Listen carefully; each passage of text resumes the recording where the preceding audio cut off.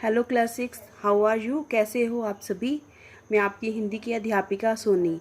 आज हम करेंगे निबंध के बारे में जानेंगे। निबंध लेखन क्या होता है, जिसको हम कहते हैं ऐसे राइटिंग। ठीक है।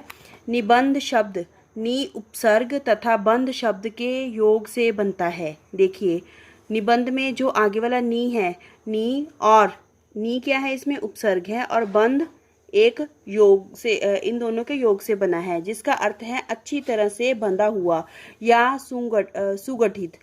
वस्तु निबंध गद्य साहित्य की वह विधा है जिसमें निबंध लेखन किसी विषय के बारे में अपने विचारों को सुगठित रूप से व्यक्त करता है। देखिए, इसमें बताया गया है कि निबंध एक ऐसा लेखन होता है जिसके अंदर कि हम अपने विचारों को एक शॉर्ट फॉर्म में की संगठित करके सुगठित करके लिख सकते हैं। ये विचार परस्पर क्रमबद्धता से के साथ बड़े ही प्रभावपूर्ण ढंग से एक बंध के रूप में हमारे समक्ष आते हैं। ठीक है। एक अच्छा निबंध लिखने के लिए दो बातों की विशेष आवश्यकता होती है। एक तो विषय का सम्यक ज्ञान होना चाहिए और दूसरा भाषा पर अधिकार। ये कि जो हमने विषय, जिस टॉपिक पर हमने निबंध लिखना है, उसकी पूरी जानकारी होनी चाहिए, और जो हम भाषा इस्तेमाल करेंगे उसमें वो भी ठीक होनी चाहिए, अच्छी होनी चाहिए, इनकी व्याकरण के अकॉर्डिंग टू होनी चाहिए, अनुसार होनी चाहिए। फिर भी हर व्यक्ति की लेखन शैली की अपनी विशेषता होती है। ठीक है।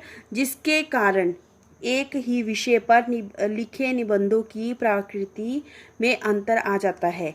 इसका कहने का मतलब ये है कि सबका जो थिंकिंग व्यू ऑफ पॉइंट होता है, इनकी सोचने की शक्ति होती है, वो अलग अलग होती है।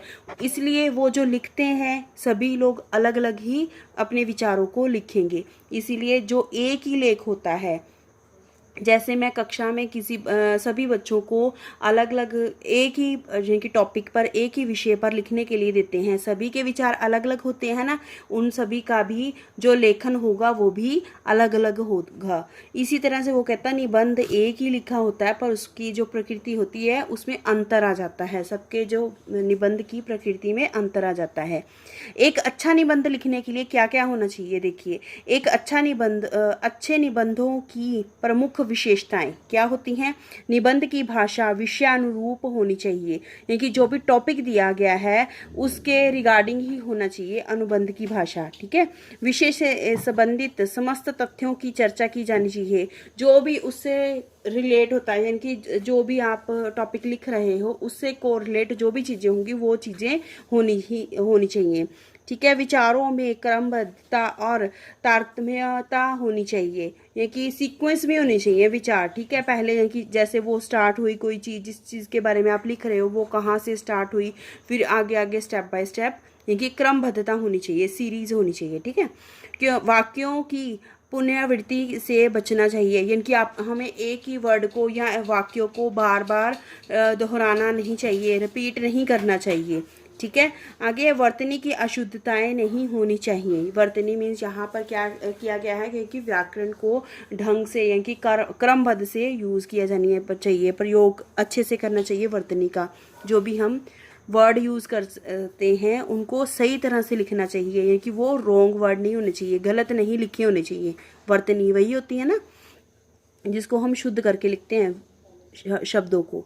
निबंध के अंतिम अनुच्छेद या उपसंहार के, जिसको हम कंक्लूजन बोलते हैं या समराइजेशन बोलते हैं, कि निचोड़, जो निबंध का निचोड़ होता है उसके अंतर्गत पूरे निबंध का सारांश दिया जाना चाहिए। ठीक है। निर्धारित शब्द सीमा का ध्यान रखते हुए निबंध लिखना चाहिए। हमें ये देखना चाहिए कि हमें कितने शब्दों का निबंध लिखना है। ये नहीं हो कि निबंध बिल्कुल छोटा सा हो। ठीक है। वो भी नहीं होना चाहिए। ये भी नहीं होना चाहिए कि बहुत ज़्यादा बड़ा हो। निबंध जितना आपको पेपर में जैसे गिवन दिया होता है वर्ड, इतने वर्डों का होना चाहिए, लगभग उतने शब्दों का ही होना चाहिए। ठीक है। आगे देखिए, निबंध के अंग। वैसे तो निबंध के 4 अंग होते हैं। ठीक है। देखिए, अब इसमें देखते हैं निबंध के मुख्यतः 3 अंग दिए गए हैं, पर इसमें देखिए स्टार्टिंग जो है 3 अंगों से दी है। देखिए, फर्स्ट है परिचय, भूमिका, क्योंकि उसकी इंट्रोडक्शन जिसको कहते हैं उसके बारे में बताते हैं। ठीक है। इससे पहले वैसे इसकी टाइटल होता है, टाइटल जो उसका नाम दिया जाता है, जो भी निबंध का टाइटल होता है। ये सेकंड स्टेप भी होता है परिचय भूमिका। इसे निबंध का प्रवेश द्वार या आरंभ कहा जा सकता है। ठीक है, इसको क्या कहते हैं, मीन्स हमें एंट्री कहाँ से करनी है कि सबसे पहले हमें उसका परिचय देना है। ठीक है, इंट्रोडक्शन। निबंध की प्रस्तावना इस प्रकार होनी चाहिए कि पाठक के मन में पूरे निबंध को पढ़ने की इच्छा जाग उठे। देखिए, हमें इंट्रोडक्शन ऐसी करनी चाहिए कि इनकी स्टार्टिंग से ही इतना अच्छा लिखना चाहिए निबंध से रिलेटेड, ताकि जो पढ़ने वाला है आपका निबंध, उसकी इच्छा हो कि वो आपका पूरा निबंध पढ़े, सिर्फ परिचय पढ़कर ही बस नहीं करे। ठीक है, विस्तार।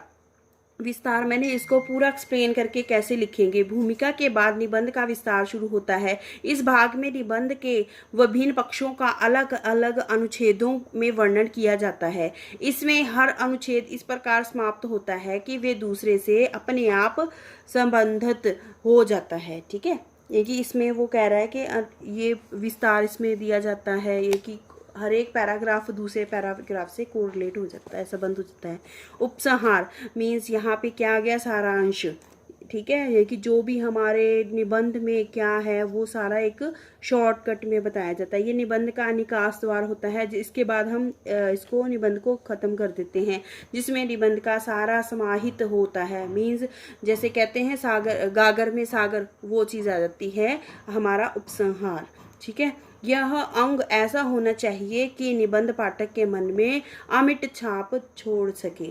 अमिट छाप मैंने जो जिसको कभी भी मिटाया नहीं जा सके, क्योंकि ये इसमें इतना अच्छा हमें लिखना चाहिए सारे निबंध के रिलेटेड। ठीक है, नेक्स्ट देखिए, इसमें थे ये पाठ होते हैं 3, यहाँ पर भेद हैं। यहाँ पर विषय के प्रतिपादक की दृष्टि से निबंधों के प्राय 4 भेद दिए गए हैं।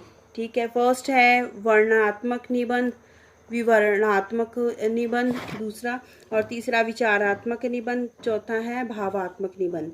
सबसे पहले देखेंगे वर्णनात्मक निबंध में क्या होता है। इस निबंध से आशय उन विषयों वालों निबंधों से है जिसमें कल्पना और अनुभव को व्यक्त करने का अवसर होता है। इसमें प्रांतीय स्थान, वस्तु, दृश्य आदि का क्रमबद्ध वर्णन होता है। विभिन्न प्रकार के त्योहार, दिवाली, देखिए जैसे इसमें क्या क्या वर्णनात्मक में जैसे इस प्रकार के आते हैं इसमें निबंध। ठीक है, दिवाली, रक्षाबंधन, ईद, दशहरा, होली, किसी प्रदर्शनी या मैच या मेले का वर्णन जिसमें बताया गया हो, वो इस श्रेणी में आते हैं वर्णनात्मक में। ठीक, इसके बाद हम दूसरा करेंगे विवरणात्मक। इस श्रेणी में ऐसे विषयों पर निबंध लिखे जाते हैं जिसमें किसी विषय वस्तु का क्रमबद्ध विवरण हो। ठीक है, जिसमें इसके अलावा इसमें विषय से संबंधित घटनाओं, व्यक्तियों आदि का विवरण होता है, जैसे दिल्ली के दर्शनीय स्थल, माता मेरी वैष्णो देवी की यात्रा, विद्यालय का वार्षिक उत्सव आदि। ठीक, देन थर्ड है यहाँ पे विचारात्मक निबंध। इस श्रेणी के निबंध में कल्पना तथा अनुभव की जगह विचारों की प्रधानता होती है। इसमें समस्या, विचार, मनोभाव को विश्लेषणात्मक शैली में प्रस्तुत किया जाता है, जैसे जनसंख्या की समस्या, दहेज प्रथा, नशाखोरी, बेकारी की समस्या आदि। 4th नंबर पे आता है, चौथे नंबर पर भावनात्मक निबंध। 4 तरह के निबंध होते हैं। ठीक है, इस श्रेणी के निबंधों में भाव तत्व की प्रधानता होती है, जैसे परोपकार, साहस, सांच बराबर तप नहीं आदि। ठीक, ये हमने पहले इसमें देखिए इसमें किया है निबंध क्या होता है उसके बारे में पढ़ा है, फिर उसमें क्या विशेषताएं होनी चाहिए वो जाना है, और निबंध के कितने भाग होते हैं, 3 भाग यहाँ पर बताए गए हैं, पर इससे पहले एक इसकी टाइटल भी होता है जो इसका नाम होता है। ठीक है, और निबंध के भेद, यानी कि निबंध कितने प्रकार के होते हैं, 4 प्रकार के होते हैं, वो आपको मैंने पूरा इसका विवरण दे दिया है। इसके बाद आपने इससे रिलेटेड जो भी है निबंधों को सही ढंग से प्रॉपर तरीके से अपनी कार्य पुस्तिका में लिखना है।